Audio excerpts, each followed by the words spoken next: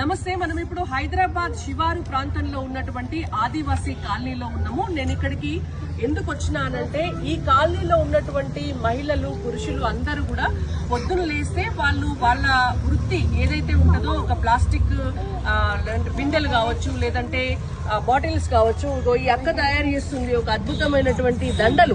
ఎంత చక్కగా నైపుణ్యం చేతిలో పట్టుకొని ఈ దండలన్నీ కూడా ముచ్చుతుంది. కాసేపు అయితే రైల్వే స్టేషన్ దగ్గరికి వెళ్లి తను అమ్ముకోవడానికి కూడా సిద్ధమైతుంది. ఇట్లా రోజువారీ కూలి పని చేసుకునేటటువంటి మహిళలు పురుషులందరూ కూడా ఈ ఆదివాసీ కాలనీలో ఉన్నారు.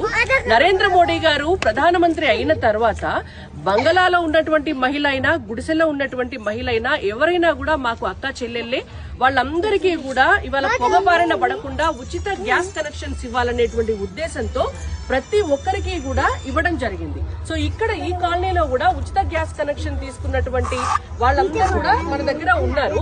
అమ్మ, మీరందరూ ఒకసారి చూపించండి మీ గ్యాస్ కనెక్షన్. అది ఆర్డర్ కాపీ అయినా సరే, గ్యాస్ కనెక్షన్ బుక్ అయినా సరే. గ్యాస్ కనెక్షన్ బుక్స్ ప్రధానమంత్రి ఉజ్వల యోజన ద్వారా ఇప్పటి వరకు తెలంగాణ రాష్ట్రంలో ఇచ్చినటువంటి గ్యాస్ కనెక్షన్స్ 11,84,000. మొత్తం భారతదేశంలో ఇచ్చినటువంటివి 10,33,00,000. సో ఇంత మందికి గ్యాస్ కనెక్షన్ ఇవ్వడం జరిగింది. మీ అందరికీ గ్యాస్ కనెక్షన్ ఎవరిచ్చారమ్మా?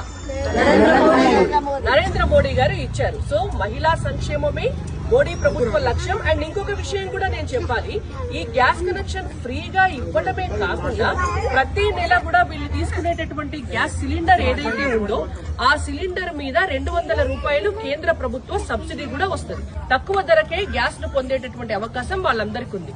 సో మహిళా సంక్షేమము, ప్రజా సంక్షేమమే మోడీ ప్రభుత్వ లక్ష్యం. భారత్ మాతాకి.